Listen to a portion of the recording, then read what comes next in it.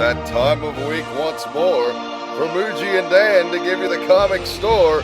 It's time to open up those bags and boards, fans. Welcome to Get Your Pulls.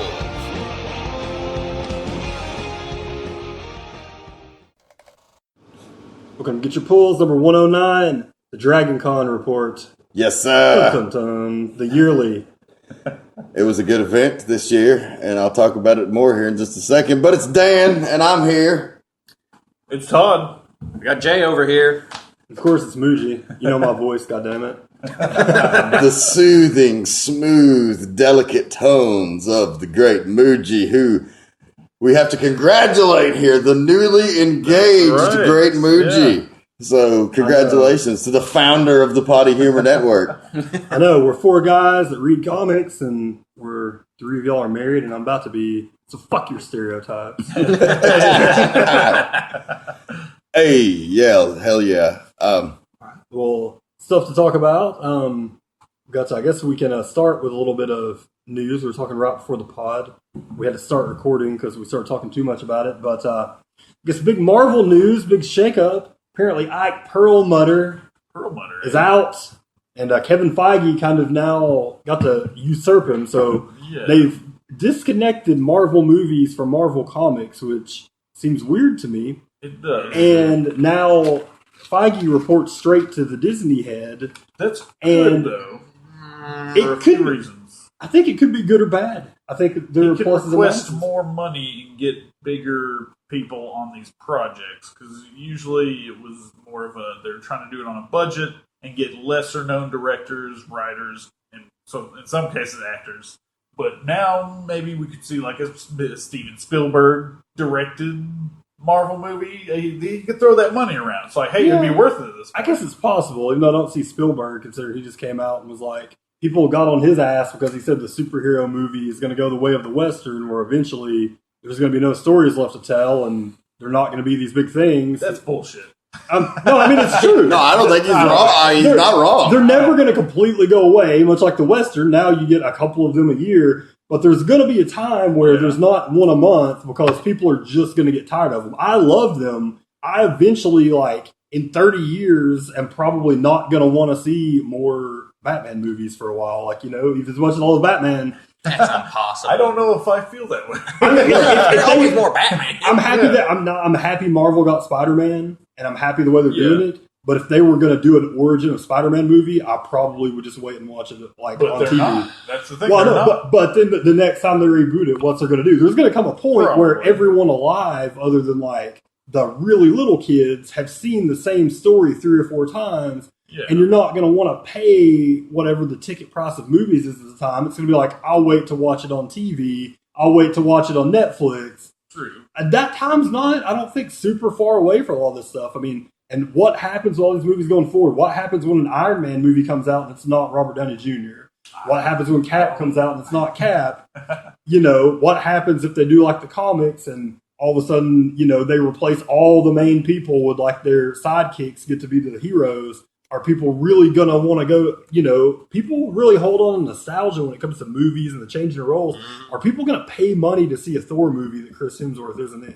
Nope. I mean, I'm not going to. I mean, I love Thor. I don't think in the future. I don't think these things are going to bomb, but I feel like there's a good chance that, you know, come 10 years from now when all these people aren't in the movies and they're redoing this thing, they're not going to be the biggest movie of all time, $1 billion movie like every time. Right. They just fall back into this range of like, yeah, there's a superhero movie, but people aren't like, you know, going crazy about it.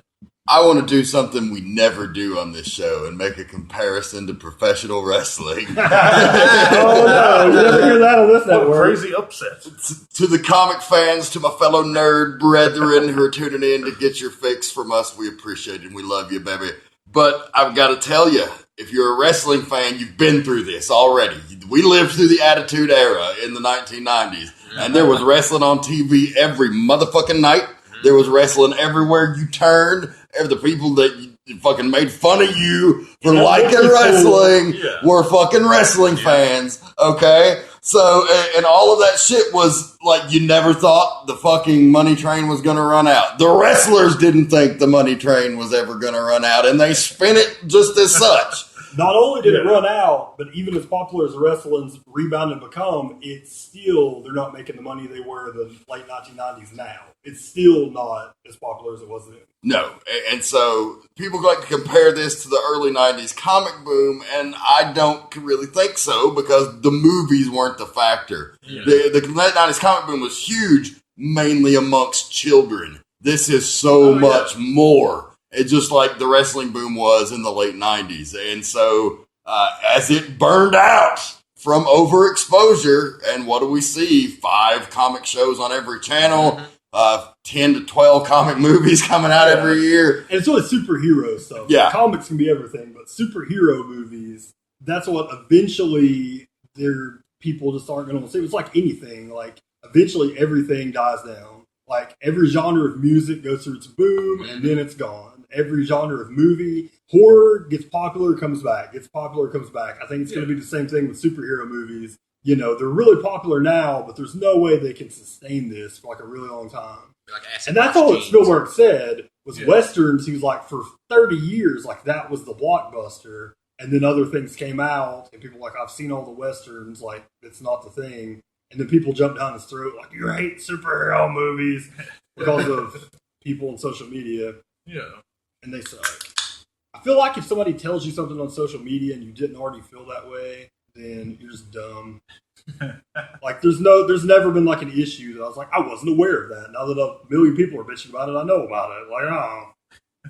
It's irrelevant now. Anyways, back to Marvel. After double tangents, triple tangents there. A lot of tangents. So Ike Perlmutter, who's pretty famous. There's a really great book about Marvel. We've talked about on the show before. I think it's just called The History of Marvel Comics. I can't remember. Yeah, but just look it up. It's from a couple years ago. Yeah. It basically tells the history of Marvel all the way back from Timely Comics all the way up to a few years ago. And apparently the dude's going to write another book that's going to be about these years, because it basically stopped. He didn't have that much info in the past few years, because you gotta wait for people to get fired and stuff before you'll have people that are willing to tell the story. Tell all the stories. Yeah, and so Ike Perlmutter, who is really vilified at Marvel, is out.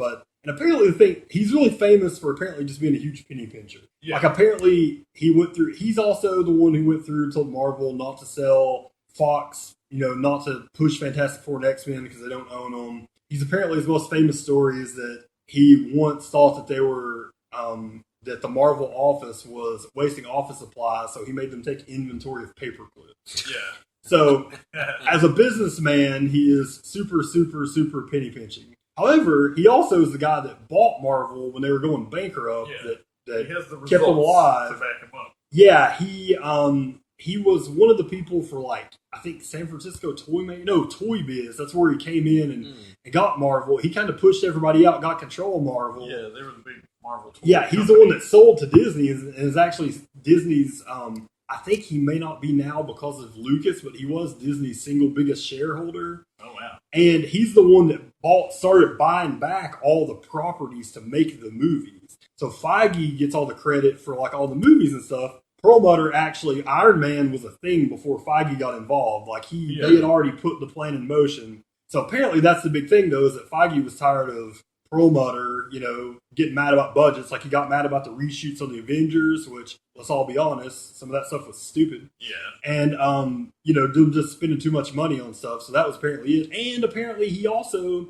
rumor has it, didn't like the interference from the Marvel Creative Committee. So they have a committee that Marvel put together that has, like, Bendis on it and a couple editors and stuff, that they would just look at the scripts of the movie, say, oh, this doesn't make sense, this isn't how this happened, blah, blah, blah. And apparently a lot of the big name directors didn't like their meddling. Apparently that was Edgar Wright's biggest gripe, was that he kept doing things that they were like, well, this doesn't make any sense in the continuity, so change it.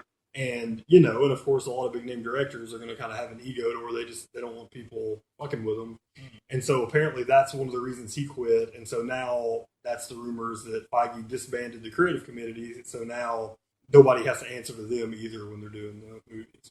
Which I guess we'll see the result. Yeah. It's kind of wait and see. But there's the thing, though, about, with Disney, it's like this big thing because they have Marvel and they've made so much money with it. And then they're going to make so much money with Star Wars. But they have a shit ton of movies, and then Pixar, all these things they've bought and just kind of put under their umbrella. then they have a shit ton of movies that they've made and financed on their own that didn't have the input of like all these people that have bombed. Like people act like Disney is this untouchable thing that like if Disney gets it, it's got to be good. Well, they don't have to. They've had a bunch of movies. True, They made John Carter from Mars, and that movie lost a couple $100 million. They just made a movie. I can't remember what it's called. A movie with George Clooney. Tomorrowland. Oh, yeah. I've heard good things about it. Which apparently is a decent movie. Yeah. Brad Bird made it, who did Incredibles and everything. People apparently like it. Lost a couple $100 million. So there's a lot of things that like Disney does themselves that doesn't make money. So I guess we'll see, how it is when you cut the comics out. They're very good at their stuff. The princess stuff always like makes millions of dollars. But like when they try to, they want to try to appeal to every like genre, and they do, and it's not always successful. Yeah, and we'll see too what happens. It's really weird now. Marvel, and we'll see, and it could be like a rumor where they could all of a sudden you could find out they're getting more of the people involved. But Marvel seems to be pushing like the comic people out a little bit, and Disney saying we can do this ourselves. And then you hear Jeff Johns is writing Batman, and now the rumor is he's going to co-write the Man of Steel sequel. Yeah, they're involving the comics people more and more, so we'll see if there's some sort of a big shift, and which one kind of has the power at the box office. Yeah, I can't wait until Batman Superman comes out and fucking slaps everybody's dicks in the dirt, and they're all like, "Oh, the movie's gonna suck." Or they just won't admit it, but it'll make $8 zillion, and it's like, I just bought it so I could hate watch it. Yeah. And I feel like the comics are like closer to than like Marvel's been really kicking DC's ass the past few months in comic sales. But then somebody did the calculations and found out that without the Star Wars books, Marvel and DC are almost neck and neck, and Star Wars is the third biggest publisher. So Star Wars by itself sells more books than all the Image books combined. It's crazy, man. It's just that popular right now, and and it's a license they got. And now they got the company, so I mean, good for them. But I think we're going to see a change in that too with some of the DC stuff coming out. With Dark Knight 3, that's going to be the number one seller every month that it comes out. And then also another book I think is going to be doing really good that I'm definitely going to add on the pull list. I don't know if you guys saw the preview for American Alien, which is going to be a Superman book. Max Landis is going to write it. He's son of John Landis. I know. He wrote Chronicle, the movie. He's written like a couple other movies. And did a really awesome short about wrestling on YouTube. If you've ever seen that, it's like this little art piece explaining like how wrestling is like a higher form of art. So that was pretty cool. Yeah, he also did like a little thing about the things he didn't like about Man of Steel, just about like this is what Superman is. And so they kind of like let him put his money where his mouth is. Like, okay, you know what Superman is, like write it. And it's going to be one of the classic styles of like, it's not like a retelling, but it's just stories throughout his life. Like each individual issue has a different like top artist. Yeah. And it's going to be just different points of his life and little things. It's not like redoing his origin or anything like that, but it's almost like some of the best stuff like Birthright or For All Seasons and stuff where you just get their own take on it. So that could be a really good thing for Superman. Yeah.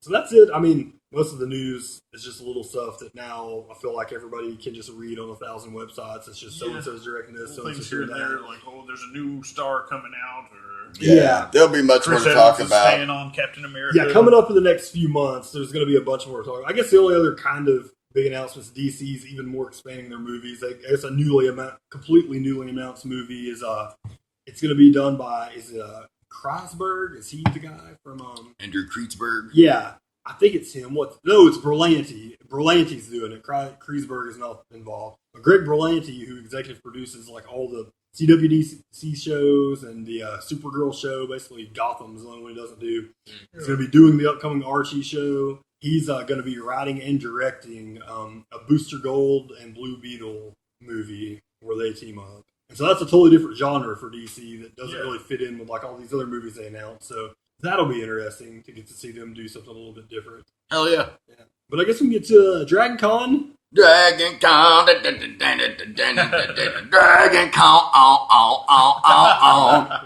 It was a lot of fun this year. It was one of the better years in recent memory since the last time I went and stayed all weekend.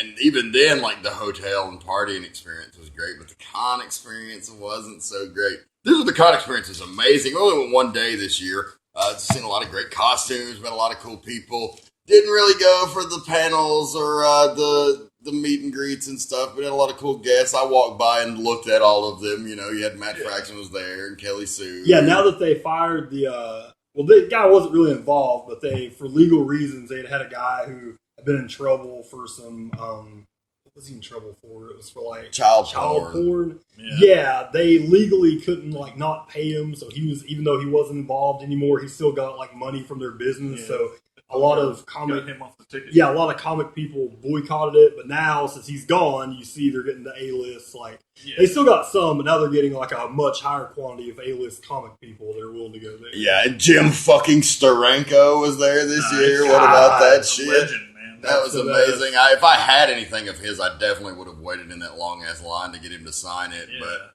fucking it was long, so I didn't. And then being on the one day, you're really like pressed for time to like get to places. Plus, I had a call time because I was there as a guest performer. Yeah. So like had to fucking go get ready and get all my shit on, and then was it even busier this year. Oh yeah, it was of the busiest years, but they really had their shit together better this year. They like had a plan to manage the crowd, and they had like designated spots to take pictures and shit. Like they really amped shit up this year a little bit. Like you could tell they put a little bit more money into it this year. They put a little bit more planning, a little bit more thought, and I was really impressed with the results. I didn't get to stay all weekend, of course. Like there's some controversy coming up because there was like an alleged sexual assault that happened. Really?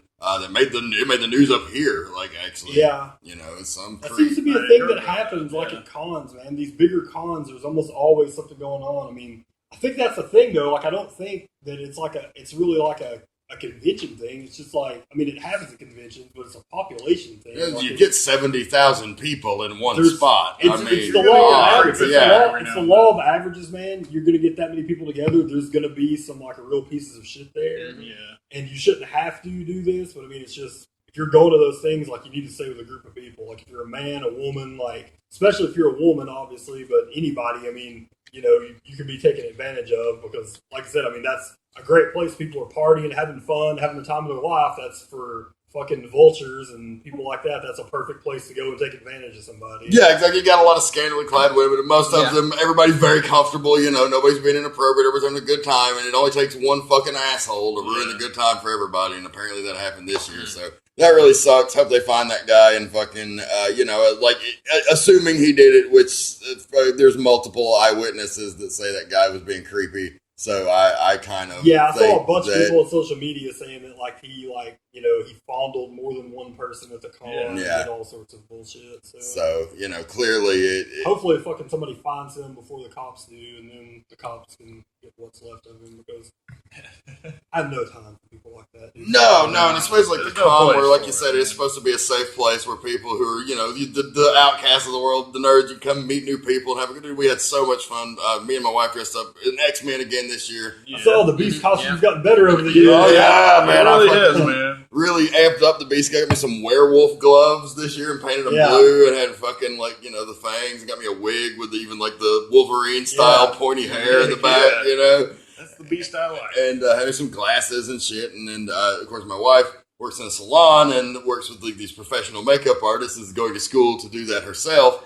And so she just fucking laid on the most awesome paint job. It didn't go anywhere. And she was Polaris and just was fucking awesome. You guys were looking good, man. And dude, we had so much fun. Just like going around meeting people. We took a million pictures, met all kinds of folks, like talked comics, talked movies, shared drinks and good times and fucking. So the one day you thinking about doing the multiple days next year? Because this year was so good under the new regime, I'm definitely thinking about doing the full weekend next year. That's cool. It was like, and fucking Tempers, that dumbass. He got fucked. No, that wasn't his fault. No, I'm not blaming him. I'm just like, God almighty. Like, he trusted those guys. Like, I mean, it was two good friends of his. Like, so it was pretty shitty of them to bail on him. But at least, like, one of them told him in a long period of time in advance. And one guy was just like, we had three. That's right, yeah. He booked a room with 4 people. We won't call out names on here. No. It's like, it's just funny to me. I don't care. I don't have any skin in the game. No. He had one of our good friends told him over a month in advance and even offered to still like throw in money since, he'd booked the room. And he was like, no, you told me plenty of time. We'll split it 3 ways. Then the day, like 2 days before the con, one of the people was like, "Oh man, my friends bought me as a wedding gift like a package." And it was like, "Oh, cool. That was cool of them. It was cool of you to tell me." And then the other guy, who also was like, "Something came up, I can't go, but I'll pay like my part." Yeah. So apparently he's going to collect at least a third of it. But he ended up like telling me that he ended up spending like $1,200 for the weekend because of I was about to say, I remember that was like our big vacation one year. We were like, we're going to do it up. We're not going anywhere this year. That's going to be our vacation. Yeah. We went and got the nicest fucking hotel we could get for a weekend and just fucking pimped it out, you know. So he got screwed, and and for future years, he's definitely going to have a new plan.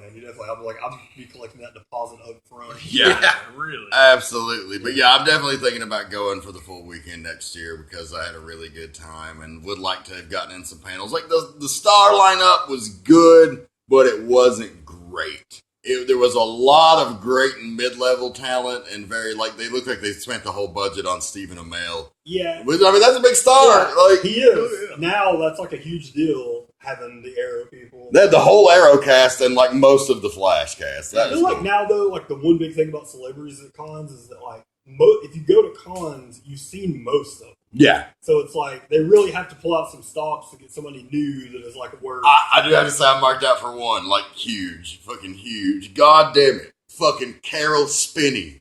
You know who that is? No. Motherfucking the guy that played Big Bird and Oscar the Grouch. Okay. Since we were this fucking high till now. He's like 86 and he was there fucking doing like has puppetry. Like a new movie that came out about his life. Yeah, that's awesome. Yeah, and so it's like that was cool as shit. That's pretty hilarious. Like the fucking that's fits right in. A Sesame Street guy was like, I'm gonna get on this con thing. I bet I can get some stuff, and sure enough. Yeah, I mean that's like I was like, holy shit. I know, man. If only you could just be like fucking the sixth lead on like the next Star Trek show, and you just fucking get to con it for the rest of your life. We can always hope out to live that dream. We're done with the news. Time to get to the polls, and what could end up being nothing, or could be the most exciting moment in the history of Getchyapulls. Oh, a live unboxing! A live unboxing. We've got Sex Criminals here. Unbagging. And unbagging. Sex Criminals number 11 from a month ago. Actually got a new one. I just haven't read yet from this week. But so they all came in these bags, and ever so many of them have an original sketch either by Zdarsky or Fraction. Apparently, a funny story on this was that this ended up costing them a bunch of money because they at first, him and Fraction did all these sketches, but they said way too many of them were just like DC characters, mostly people that resemble Batman a lot, with cocks in the pictures and stuff. And they said they thought they did a good job of not it just being Batman, but it was too similar. So when they sent all these hand drawn sketch covers down to Image, and Image was like, no, the lawyers were like, no, you got to rip those up. So apparently they had to burn like something like 1,000 or 2,000 covers or something. So they had to really quickly do the rest of these. So some of them are pretty rudimentary, like it's just like a cock that's like. That could be really interesting results there. Let's see how this goes. Back with the poly bags, which they gotta hide them so you don't know. That's the only way to do it. And also all the variants, much as the variant you guys saw, which looked like Super Mario with a cock, are too dirty to be on the screen. So all the variants also are like that. I haven't seen a poly bag since I was buying porn as a kid. It's white bag. It's double polyed. Double poly. So you don't know. It's like the death of Superman, only it's about penises. There might be a dick in there. We're hoping for a dick. The best case scenario is that we find a dick in this. That's the second title of this episode. I don't know if we'll call it. There might be a dick in there featuring the DragonCon report. I'm crossing my fingers for some vagina. Vagina we can always use some of that. Vagina would be great too, but we'll take a dick. Why not both? Have your cake and eat it too. God damn it. That polybag is really really holding on to it. It's in there. Fort fucking Knox over there. over the picture of a fucking dick, if that. Okay. What do we have? We got it out. Here we go. Drum roll again. There's another bag on top of it to really block it out. Really block it out. No! Boo! Big whiffer.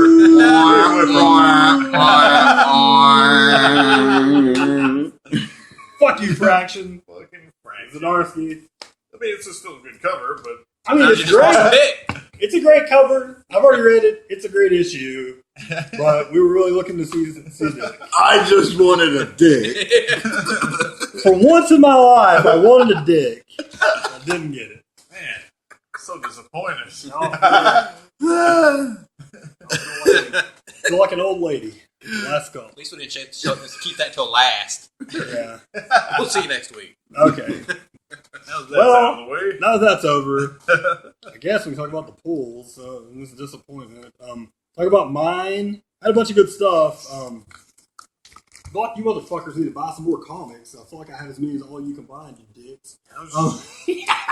Very small stack. I welcome donations, sir. I welcome donations. That's my hat. Yeah, and that's the great cover. That is superior cover there. That's really cool. Yeah, this is great. This is the, maybe the Used to be like greatest the cover background. I've ever seen. Ryan O'Malley did this alternate cover. It Is also that just came on with, the shelf? No, it came in a polybag Okay, I was about too. to say, That was the whole original reason of polybag is the next 4 or 5 issues are all going to have alternate covers that are going to be filthy, and so they have to polybag this out because I mean, it essentially looks like a Nintendo cover, but it's just naked people in a huge car. Yeah, like Mario. It's Super Mario Brothers, the fucking Goomba. Is that what they're called? Goomba, The but fucking he's also Goomba, the baby but it's a penis. but it's a penis. He's even got a big vein down the middle. I don't know if you noticed the detail of the vein, but there's a vein. I can't help but notice that. Needless to say, that was great. A couple other honorable mentions. Red, We Stand on Guard, number 2 and 3, which is pretty weird and out there, but it's really good. I got a Fade Out by Brubaker. It's also number 8. I guess it's only going 12. I know it wasn't going to be a big, huge one, but they announced that it's going 12, so 4 more of those. Martian Manhunter 3 and 4. The big surprise of the DCU to me was that was one that I picked up. I picked up number 1 because I forgot a pull and went back into the comic store and I needed to buy something else. I had to get it up to $5 so I could use my debit card. I didn't know how that is. Yeah. And the one book I had in my hand was just like a $3 book, and I was like, I got to get one more, and I've already got a drink from earlier, so I was like, fuck it, I'll get Martian Manhunter number 1. And then I read it, thought it was awesome. I was like, I don't need to add any more comics. And then number 2 was on the shelf, and I was like, yeah. So now it's on the list. Here we It's go. no surprise, man. It's Here we go really again. good. Love the writing from Rob Williams, Eddie Barrows, who did some of the Nightwing art that I really like. New 52's the artist. Nice. And it's just a really crazy, awesome story, man. I've really loved it so far. Mr. Biscuits is my favorite new character in comics. He's just this big, giant Martian that looks all crazy like a detective, and he loves biscuits. And he talks about eating biscuits a lot. And that's all you need to know. He'd be right at home here in the South. It's great. Doesn't love biscuits. Yeah. If he's trying to help save the world, but if he would just find a Hardee's, and I feel like he maybe would be fucked. Yeah, so that's great. Black Canary 3 and 4, a book that I thought would be good and is good. Not a surprise, but very good. Brendan Fletcher writes it. He's one of the co-writers of Batgirl. And Annie Wu, who did the art on a lot of the Hawkeye issues. Yeah. She was the one when, let's see, Fraction wrote it. She wasn't the main artist, but she did all the fill-in artwork. She did most of the issues that were about Kate, and she did the art on that. So about Kate Bishop, she did a lot of those. So she's really awesome though. Number 3 is her. She's not on number 4. We're gonna fill in, but the art's awesome on here. Really like it. This isn't a pick of the week, but I guess we might as well just go ahead and bitch about fucking Superman I'm comics. prepared to bitch about it as well. I brought mine. It grinds my gears. I didn't even bring mine. This crossover just Fuck this. sucks dick. Yeah. It's a good idea. Obviously, the idea of it is that Superman gets outed and people kind of get mad, almost like Man of Steel style, where the cops are mad because Superman keeps fighting these big villains in town, and and Lois Lane, gave up a secret, which apparently now it's looking like she probably didn't. These issues kind of like tell a story, like I think. Really? That In 43 Superman, she totally does. Yeah. Okay, well, in 44 Action Comics, Yes. I'm pretty positive there's a girl that looks like Lois that turns into be like an alien or something. So maybe somebody's possessing her or something. Weird. Something's going on of why she gave it up. Well, But and we'll see. And maybe I'm not right. That's what it looks like to me. well, in 43, there's the villain. I can't ever remember. Stupid It's name. a ridiculous name. I can never remember. It's almost like Hodor. Or Yeah, something. something like that. Yeah, it's like a. It's this really stupid villain. He's threatening. He's like blackmailing Superman to reveal his identity. So and he has him captive. He's going to capture his super explodey sun power. But Lois is like, "Hey, you can do whatever you want to these guys because I just fucked you over by revealing your identity." I just told everybody. So that was the reason behind that. He's mad at her now. Well, I didn't realize until just now that issue is pretty much like a plot stolen from Lois and Clark's New Adventures of Superman, because me and the wife have been watching that, and every episode is, we're going to tell people who you are, Superman, if you don't know Robin is fake. Lois, but it just looks a lot like her. The fucking art is just so similar. Yeah, I guess it's somebody else. I don't know. His name's Hoarder. Hoarder is the villain that was. Isn't that show about people that don't throw crap away? It's just in the normal Superman proper, you have this great artist, Romita Jr., and all you have is just boring bullshit of them talking and like, oh, are you going to reveal his identity or not? And they're just hanging out in an apartment. Does this look like Lois to you? It looks like Lois. I just can't tell. No, she has like a weird big face. It is. I think it's supposed to be Lois. That's a terrible rendition of Lois. This person's like writing, and then she like turns into like a bad guy.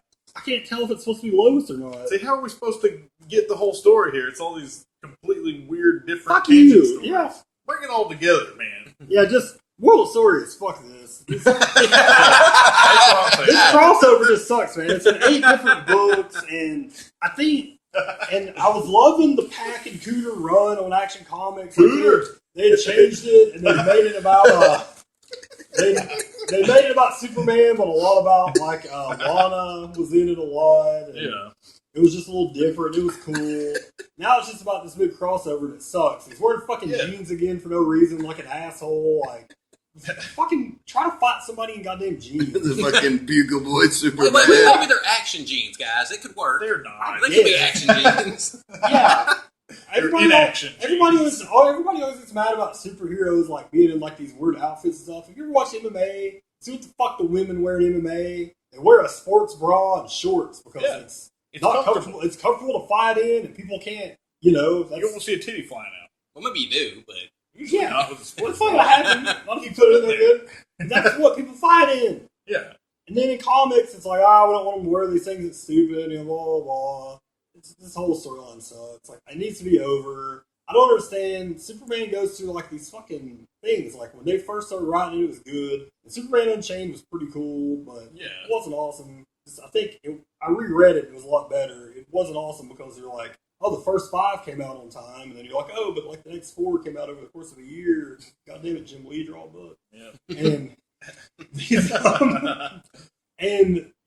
then it just sucks. Like, there's no good Superman books right now. Like, what the fuck? The Jeff Johns Superman was getting off to a good start. It had the really iconic Superman, all these big, bombastic Romita Jr. fight scenes, but then it's just all back to nothing. Yeah. It got hamstringed by the depowering I of just Superman. don't understand how they just can't get somebody awesome on Superman to write like an awesome story and quit trying to change like Superman. Superman's like one of the only people that doesn't need to be changed. Yeah. As fucked up as the world is right now, you just need good old classic Superman being himself, being like, hey, how about you do the right thing, assholes? That's what you need. Let him wear his fucking Superman outfit. It's so hard to understand why you can't get a good Superman book, but we've been plagued by it for years, and there's good ones that pop up, but it seems the main titles just never deliver the goods. Interesting that the movies kind of took a step after that. Looks like the Man of Steel 2 has been put on hold indefinitely, and that Superman is not going to have a solo movie now in this new thing, and that he is going for a while, going to be a supporting character, which, I mean, I understand he's kind of like their Hulk, where it's like he's so fucking powerful, you only bring him in for the big spots. That kind of makes sense. They've realized they have a really good thing going with whatever Affleck's doing with Batman, and they are sinking a lot of their money into just that. I feel like it's the thing that always happens is like they immediately turn around and we're like, well, Batman's gonna make money because he's Batman. so we should do Batman. And they are telling some of the final Batman stories that haven't ever been told before. Yeah. So it makes it. I mean, Superman's going to be in 2 Justice League movies. Yeah, and which literally, he's going to be the main focus of. Yeah. So, that's a good spot for him. Yeah, and I think they'll do another one. They just don't have it written in stone because Snyder's doing the Justice League movie, so he's not going to do Superman. He doesn't have time. But I heard that they've put it on hold, but they're just looking for somebody with a take on it that wants to do it. And I heard that, there was a rumor that George Miller was interested in doing a Superman movie. And I don't know if that was an official thing, but immediately fucking Zack Snyder went on Twitter and was like, if George Miller wants to make Man of Steel 2, then tell him to call us. Yeah. Because I can only imagine as awesome as Mad Max was to see him get to do just a Superman movie. It would be pretty badass. But yeah, so fucking get your shit together on Superman books, DC. That's the moral of this bitch. Yeah. Now to good comics. On to the good stuff. We'll talk about, fucking Star Wars, number 8. Back to the main story. Stuart Immonen on the artwork. Stuart Immonen, now taking over as the artist. Can anybody be disappointed when a Cassidy gets announced on a book and he does more than he did 5? That's like somebody doing a run of 50. Yep. These days, yeah. He usually does 3, and it's he can't do it. He can't finish it. Not this year. Pencils are wore out. Yeah, but we get some pretty cool stuff. If you remember last issue, Han and Leia are trapped by Han's supposed wife, and they got some company coming in. And then some more awesome stuff that you just hope for things like this with them being able to tell this prequel story in the book is that you get Luke is chasing the bounty hunter that stole his lightsaber across the galaxy, and he gets to a new planet where he finds another hut that we've never been introduced to before. And he tells the Hutt, the reason that he's there is he's trying to get to the fucking Jedi temple that Anakin destroyed in Revenge of the Sith. He wants to go there and check it out. That's awesome. That's pretty great. That's a great idea. Mm-hmm. So that's a sweet one. That is awesome. More awesome Star Wars. Shattered Empire #1. Bridging the gap between the two.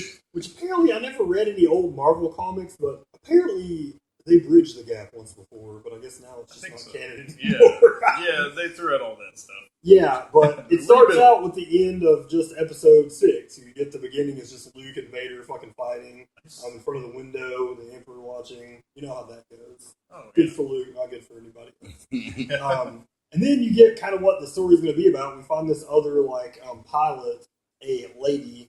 And once the fight's over, you find out, of course, the whole thing's not over. It's they don't just blow up the new Death Star and then the Empire just quits. They've got other stuff to do. So then immediately you get to see, once the celebration's over, Han and a group of people go on a new mission where they need to go do some other stuff. And that's kind of what happens here. And then it'll just be interesting to see what happens between now and the last, before they bridge the gap in the new book. Well, especially since these comics are all officially tied into the movies and everything. Yeah, it's that is canon.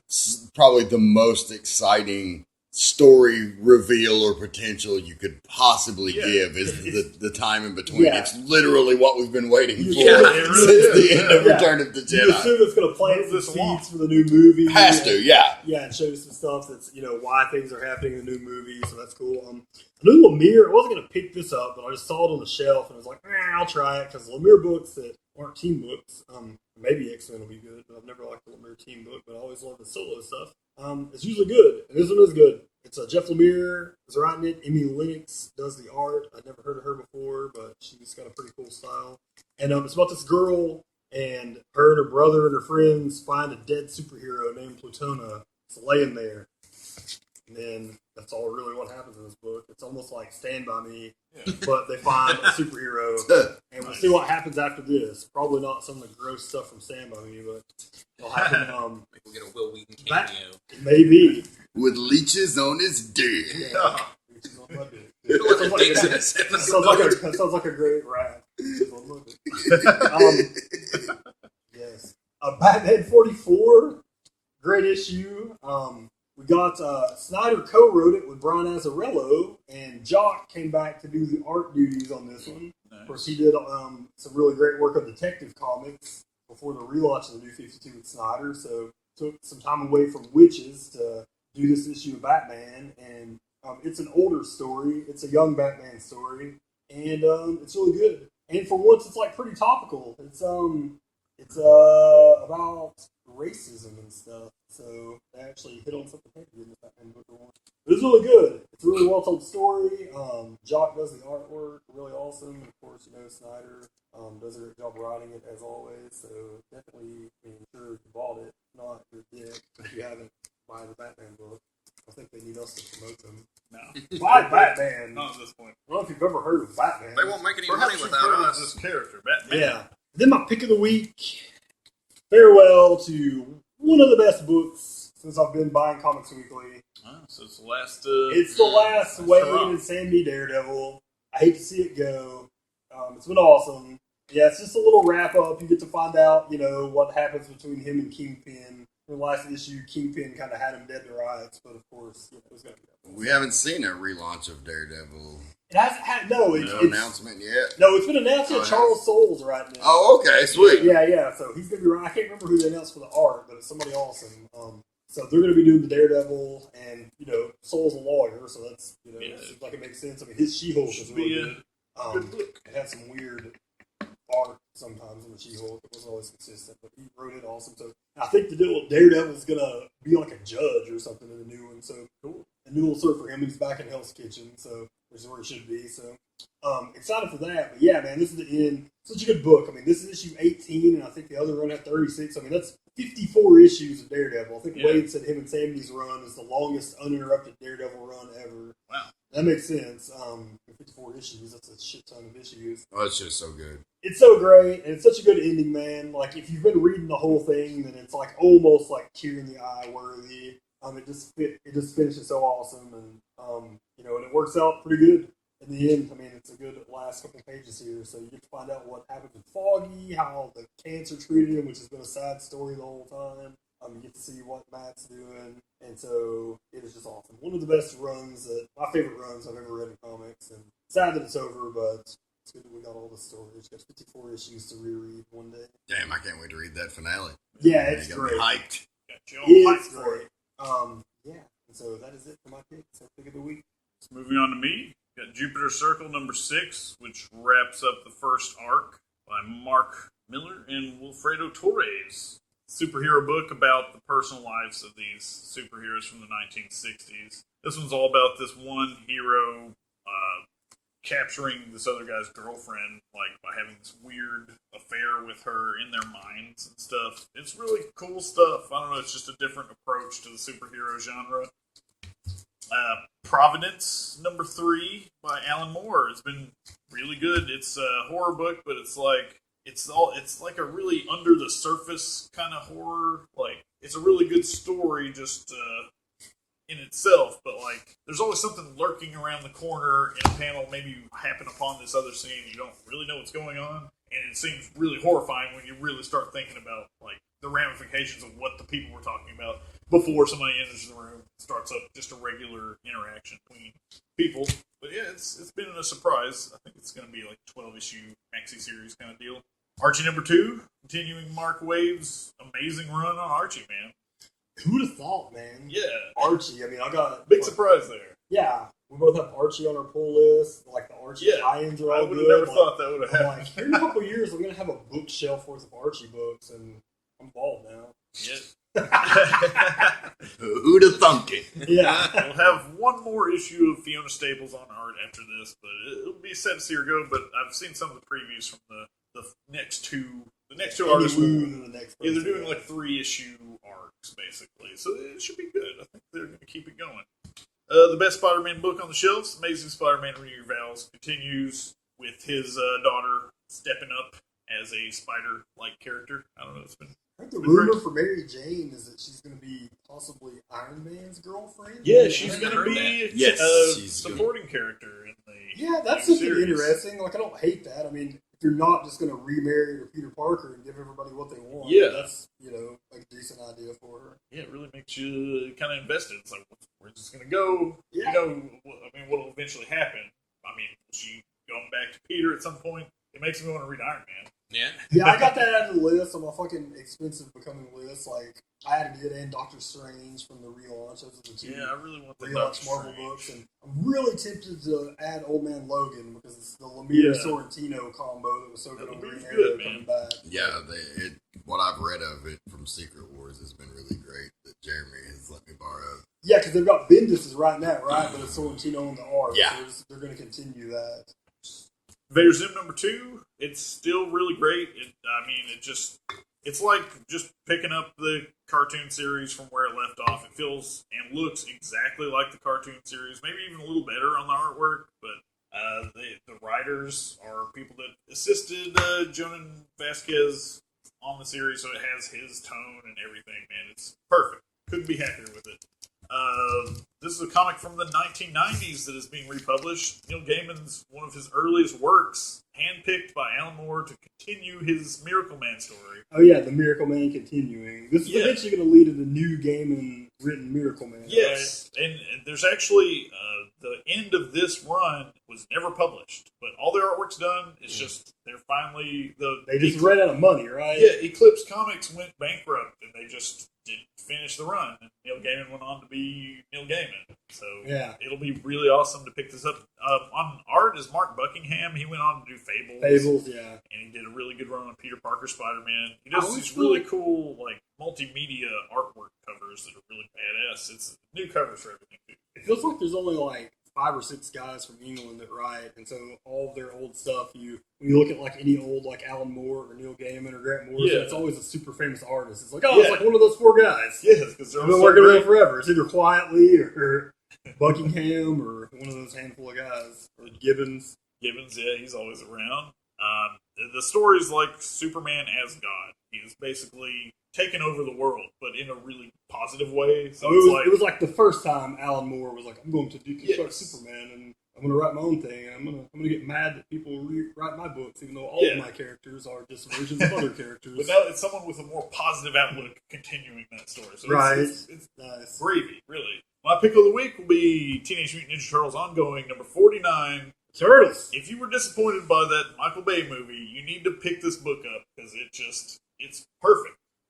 I get that nostalgic feeling every time I look at it. All the fight scenes are some of the best fight scenes I've ever seen in the comics. The storyline is Splinter and Shredder are finally settling their beef, and they've got this weird ancient ritual that it basically is going to pit the mutants on Shredder's side against the Ninja Turtles and Donatello. No dicks. Not this time. Not this time. But yeah, they're going to have a battle royale, and whoever side wins, they will fight against either Splinter or Shredder mano a mano. It seems kind of weird, but it's great. I can't wait to see how it wraps up with issue number 50. That's a landmark issue for a Ninja Turtle series. Have you ever checked out I saw IDW. I was really tempted to have one of McKay's the other day at our local used bookstore. Yeah. The Ultimate Collections, where they've reprinted the old stuff. I've heard there's a lot of really good stuff in those old. Yeah, they reprinted like issues. Yeah, I mean they're in black and white. The first two were like when they first came out, but they've done color classics too, where they've gone back and colored everything too. So yeah, there's a lot of great turtle stuff out there. If you're looking for what's the Turtles crossover about to come up? Is it Turtles and Batman? I don't know. I've heard about that. It is. Yeah, Turtles and Batman. I think DC and IDW are like both putting it out because I think it was in DC solicits. Yeah. It's like the Turtles come to Gotham City to find Batman to help them do something. That would work really well because they were like kind of silly characters sometimes, and Batman's very serious, and they would get along. That makes 1990 me pop the biggest boner, and it makes 2015 me pop a semi. Oh yeah, man. It's a great time for Batman and Ninja Turtles alike, so pick up both of those books. Got a Goomba down there. Oh no. 1990 me had a throbbing, fucking, raging Goomba. 1990. Damn it, I wasn't getting boners there. I was probably getting them, I didn't know what they were. What is happening to me? Something bite me? I didn't know what to do with it, but it was there. I need to do something. I don't know what. You just try to turn like a door with it. Like, no, it's not big enough for that. Set up action figures and knock them off on the shelf. My really baggy pants. I don't know. Coat rack. So I had some comics too. Had a few. They were good. Most all of them were good actually. But there was one pick of the week that just blew me the fuck away. But, man, The Flash had 2 great entries this time. We had a Flash annual, which we learn about the history of the acolytes of Zoom. Yeah, that was a good read. Zoom goes through the past and the future in some cases. He goes all throughout the time stream, finding people with Speed Force powers to assemble a team to come back and fuck up the Flash. The Flash 43, we see a little more of Wally West. We see a little more of this... story ongoing with the Flash and his dad. Yep. And his dad breaking out of prison to try and help him. And, of course, having no idea that Barry and the Flash are the same person as when he goes to the Flash to say, I'm trying to help him and I can only trust you. Barry's just not strong enough to deal with it. Oh, thanks, Dad. Suck, Dad. But then, of course... Why are you crying, Flash? At the end, the acolytes of Zoom from the annual show up and fuck shit up, and it's just pretty awesome. So we have a pretty sweet villain with a team and a big fight coming up that's, always tailor-made for a book like The Flash. Oh, yeah. So, good stuff there. DC Bombshells, number 1. Got that in my nerd block this month. Very fun little book. I really enjoyed it. It takes place in the 40s World War II era, where the women... are kind of taking over all the men's jobs, much like a League of Their Own time. Yes, we're the members of the All-American. We got Canadians. That's a great movie. It fucking was, actually. And that's what this book reminds me of, but with Wonder Woman, Kate Kane Batgirl, and Supergirl. All dressed as, really sexy pinup chicks. Yeah, they're dressed like they are. It's actually inspired, much like... Todd's pick of the week. It was inspired, or no? I guess the comic came first. It was inspired by their toys. It's like yours. It's toys inspired by comics, and now inspired a comic. Yeah. Yes, the Bombshells are based off the statues that made them so popular. They were like, oh, let's make a comic with all these characters. And it just works. Yeah. It's a lot of fun. I'd be interested to know how well it did, but I don't think there's an eternal shelf life or something like that. But it could be a great little miniseries or something. Aquaman number 43, I think that I'm pretty well now sold on the Cullen Bunn run of Aquaman. Bunn's in. He's in. He's in, man. I really liked his Magneto. A lot of his other shit I've read over the years I did not like at all, and I was very tepid about going on board with this and keeping it. But we get the whole backstory in this issue of how him and Mira split up and why he's stuck in this crazy fucking third dimension and this is the issue that fills in the gaps between the Jeff Parker run and now, and it finally comes full circle and makes me say that I'm totally on board with this new Aquaman. Awesome. I heard Hero County is good. That's I think it's a Dark Horse book. It's like a horror book. Oh, cool. Yeah, I can't get the first one, so I'm just I'm gonna wait and get an interest. Sons of Anarchy number 24. Jesus. They just keep turning them out. This continues the story with Clay, which is the first story with Clay Morrow that we have gotten in the comics. Played famously by Ron Perlman in the series. We also, this is also a story where Opie is away from the club. This is after Donna has been killed by the club. Set the stage for the show. Yeah, and so in that whole time where Opie is away, this is what he was doing then. And he's he went and fucking joined these carpenters and shit in this town and just tried to play it low, but they of course want to involve him in their bullshit, and the kid's a meth head, and so he gets dragged into some shit he don't want to get dragged into, and that's all a little side story going on, and then you've got the other stories about a beef with Clay and the Irish, and it just gets fucking bloody and heinous, and I just love this fucking book. I think it's raunchier than the TV show because there's no limitations. FX, you can get away with a lot. In the comics, we've got nudity, we've got brutal murders, we've got fucking lots of use of the word fuck, liberal usage of fuck. Did you watch the new Sutter show? I've got it queued up to go watch as soon as we finish. I haven't watched it yet. I saw a lot of negative things said about it, which were followed up by, well, of course, it's the guy that did Sons of Anarchy, which makes me think it must be awesome. Yeah, then it must be great. Haters are gonna hate. Absolutely. And then Darth Vader number 8, that book is fucking continues to be great. Kieran Gillen, never a huge fan of him either, but I really liked his X-Men run, and this Darth Vader run is just magnificent. We find a little more about Dr. Aphra, and we thought that in the last issue she might be betraying Darth, but actually we find in this issue she really wasn't. And there's kind of a unique thing going on there, and I really just fucking dug the hell out of it. But my pick of the week, and Muji has already read this one. This was on his last issue episode pull list, but I just hadn't gotten it as of yet, and I read it, and so I had to talk about it. Southern Bastards, number 10.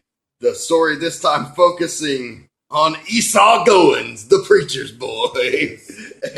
And, he's like the captain of the football team, and he's like a total fucking lunatic that clearly is only getting his advantages because he was good at football. But you see just like what kind of fucking crazy kid he is. And like this guy from his dad's church comes to try to fucking like win him over and like witness to him, and he evangelized to Mr. Esau. And this kid has a fucking pentagram tattooed on his chest, so you can tell what he thinks about fucking religion. Well, it don't go so well for the old preacher man that comes there to fucking see him, and you really get a taste of just how fucked up this guy is and how goddamn awesome this fucking book is. It's so good, yeah. Jesus. I'm looking forward to the TV show, but I'm more just looking forward to the book coming out. Yeah. So awesome. Like, I mean, the issue starts and he's just like fucking the dog shit out of this bitch. This girl, man. And the preacher's like knocking on the door. And this other chick who's like smoking a bong in the fucking living room in her underwear with no shirt on, like goes and answers the door. And I guess she was just waiting her turn or some shit. I don't fucking know. But like, I mean, he's not to glorify the guy's a total piece of shit, but it's just so fucking raw and real and fucking in your face and great storytelling. Hell yeah. I guess we got last and least here. Nah. It's been a while, so I've got several mentions here I'll go through. First things first, I got to talk about Batman. It was really good, as the Muji said. I read that earlier. I picked up this Last Days of Ant-Man on a whim. Yeah. It's certainly not my pick of the week, but it was pretty good. Well, I'll just give you a highlight scene here. Because with Ant-Man, it's always fucking hilarious. That book's been real funny. Towards the end, the whole idea is, the world's about to end and all of that. And so Ant-Man's kind of like, he runs into this super villainous, he's talking to her, being the typical Ant-Man that he is, because he's like, I don't hate. He ends up going back to her place and sleeping with her. Or that's what you think is going to happen. And then you turn the page, and it's like her and him in bed. She's in like this little like nighty thing looking hot as shit. And he's in a pair of like white boxers with the Ant-Man helmet still on. So that's the kind of humor you're getting here. Apparently the helmet stays on when he's in the sack. So just mention that. If you like Ant-Man, you should check it out. It's a good little piece to add to the collection. Gonna mention Star Wars as always. Civil War number 4. Read that, picked it up yesterday. Wait, yesterday? Yesterday. And, it's continuing on. We are finally getting to the big culmination of now we're going to get some serious battle happening. Yeah. Iron Man himself is joining the fray, as is, Cap. So I'll be interested to see how the next issue comes about. But this one was really good. I liked it. There was definitely a few surprises in there that you're not going to expect. Flash was great, Star Wars. And it's another one of those like I did last week where I couldn't quite decide my pick of the week until the very end. And I think it came down to Old Man Logan number 4 and Secret Wars number 5. And I think I'm going to have to go with Old Man Logan number 4 as the pick because I'm just a fanboy and I can't help it. But Secret Wars number 5 was very close. Yeah, it was a good book. We get a lot more of the backstory of how God Doom created the world. Spoilers, Doctor Strange is no more. Yeah. But you also find out a little bit because there's the whole idea of where did Doom get his powers? How did all this come about? And they finally started getting into that topic, and it's been pretty interesting. So definitely, if you haven't checked out Secret Wars, they've all been good, especially up to 5. We've got 3 more to go, and I expect it to continue on that. So yeah, that was something I was just so ready to take the biggest crap all over, and like it totally won me over. Yeah, it's the culmination of all of Jonathan Hickman's epic Marvel storytelling back to Fantastic Four, and it all ties together, and it's fucking incredible. Oh, it's been great. Absolutely great. They've actually expanded it to 9 issues. Did they? To give the story a little more room to breathe, Oh, so that's it's not good. a giant cramped That's going to be issue interesting 8. because they still do the 5 of 8 on the cover. Yeah. What I heard is It's that gonna change. what I heard is Interesting. that they expanded it kind of just to make money because Yeah. apparently that's issue 5. Yeah, it's apparently originally solicited issues 7 and 8 were both like 30 pages, Yeah. or maybe issue 8 was 40. Oh, wow. And then they've cut it down to where they're both just like the normal 22 pages. Okay. So they've sucked like 20-something pages out of the last 2 books so that they can put out issue 9. I think they said they added like maybe like 10 new pages of story. Really? So you get a little bit more, but it's a way to, it's a way to get you to spend an extra $5. Well, I mean, Make them an extra, $5 million. They've earned it, though, with the story. it's been, and I mean, I don't know. It would have been nice if they. I mean, maybe we'll get a little bit more for our buck too. It won't be so rough. Sometimes you read a book and you feel like they just have to try to rush through it, like at the end. And Big events are bad about that in the last couple of issues. Big events for are sure. either like nothing happens and then it all culminates in the last 2, or just nothing happens. yeah, and you're like, well, shit. Secret Wars has been very dense. Like, you don't feel like anything's wasted. Yeah, that's awesome. Yeah, I've been holding off to read it until it's over. So it's. I think you'll dig it. But I mean, it's not got that much longer. But definitely check it out. Pick of the week, we're going to go with Old Man Logan number 4 because I'm just a sad, pathetic fanboy that just can't help it. I love Sorrentino's art, man. He had before they canceled iVampire at DC. I really liked his. Yeah. And he was great on Green Arrow, so he's pretty much good on everything. It's definitely fit well with the feel of this book. I won't go into a whole lot spoiler-wise, but, the whole idea is pretty much every issue he's kind of making it into a different area of Battle World on his way to meet. He's decided that he is going to meet Doom, so that we'll see if he ever makes it there. But this issue, he ends up in the Marvel, the zombie area of Battle World. So you get a whole lot of just kick North ass. of the Wall. Yeah, Secret Wars is just a giant allegory for Game of Thrones, Yeah. which may be why I think it's so awesome. maybe. It's been great. But yeah, I mean, we just get page after page of him just tearing ass through this. I mean, it's been great. I mean, it's everything that you would want to see him do. So there's definitely, I think people should check it out. We do get the little surprise, little spoiler here. He runs into She-Hulk, of all things. Yeah. And there's some play and forth back between them. And then, by the end, oh, right, I forgot about this. I'm flipping through it. He actually had to do battle with a Venom symbiote as well, which was pretty interesting. But, what we expect, of course, at the end, he ends up making it to the next area of Battle World, so we'll see how that goes. So you kind of know what you're getting with each episode, but the way the writing and the art is going together in this is just phenomenal. I love it. It's just been great. So if you haven't checked it out, I would recommend start with number 1, check it out. And if you can, read the original Old Man Logan before that, because it does continue kind of right after that in a lot of regards. So that was my pick of the week. Awesome. Well, I think that's it. We've made it through another one. 109, it's over. So if you learned anything from this week, is fucking Dicks. yeah. I couldn't help it. We've all learned. Yeah, Action Comics and Superman suck, and get some dicks. This has been a production of the Potty Humor Network. Find us online at youtube.com/pottyhumor or subscribe to us weekly and never miss an episode by searching Potty Humor on iTunes or Stitcher. Thank you for listening, and good night.